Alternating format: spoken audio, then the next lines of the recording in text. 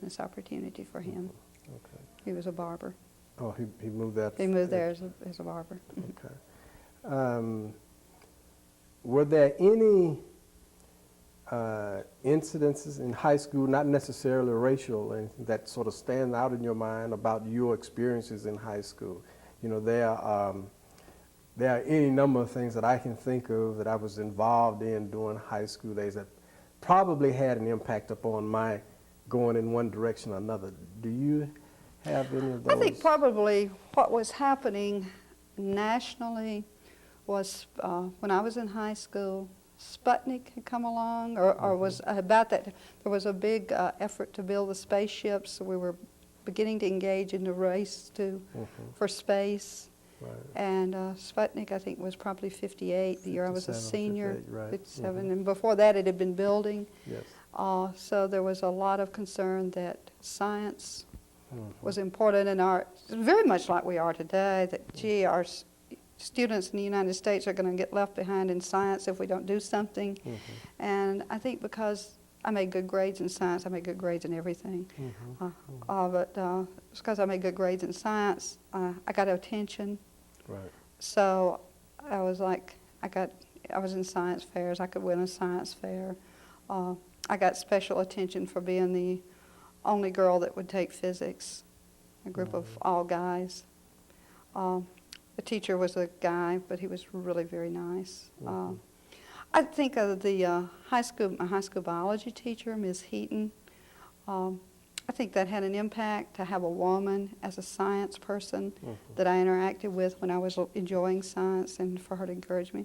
I tend to think that was important, because if she had not been there, I don't know if I may have still found my way in science, but that was a kind of way of saying, hey, it's okay for women to be in the field of science. It's okay for us to cut open frogs and look at microscopes and do those things that girls were really not supposed to do then.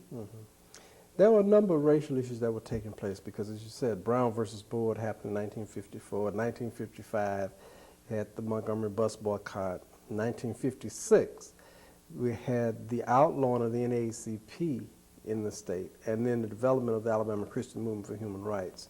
And, of course, in 56, you had a number of bombings with Shuttlesworth.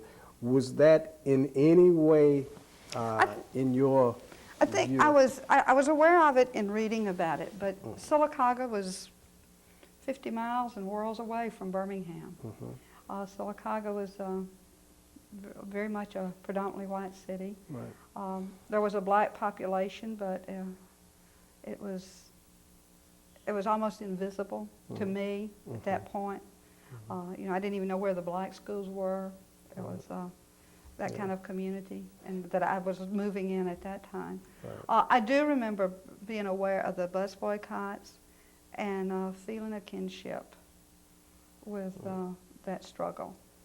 And I remember one of the times riding a bus from Sylacauga to Birmingham and deliberately going to the back of the bus to sit to show my identification with that. And it's like, you know, some of the older black people that were sitting in the back said, honey, you go up there and sit.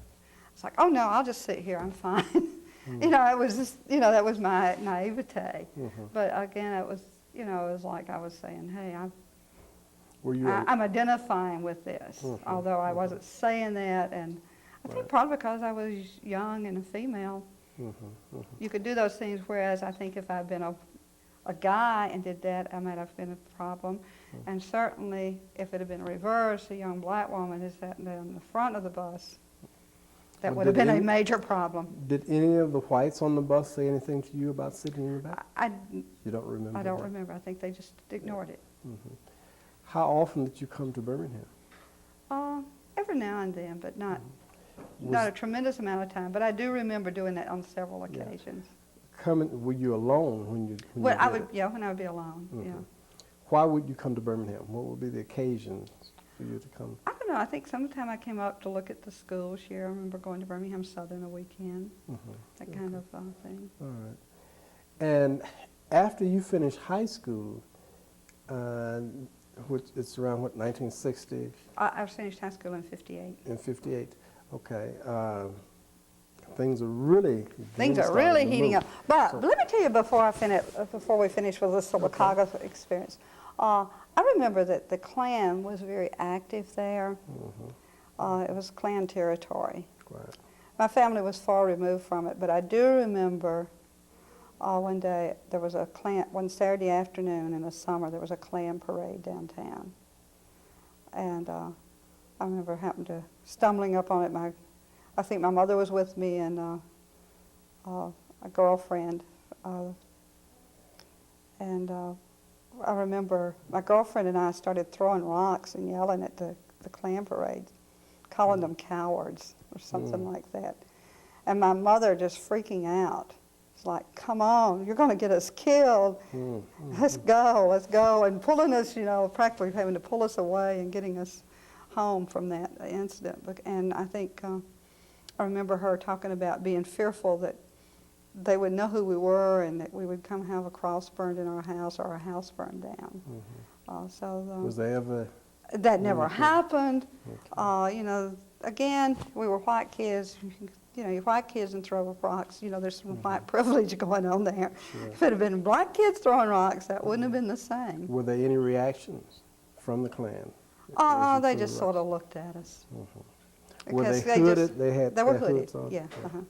They just sort of, I guess, chalked it up to, children's pranks. They didn't understand the depth of our feelings about that.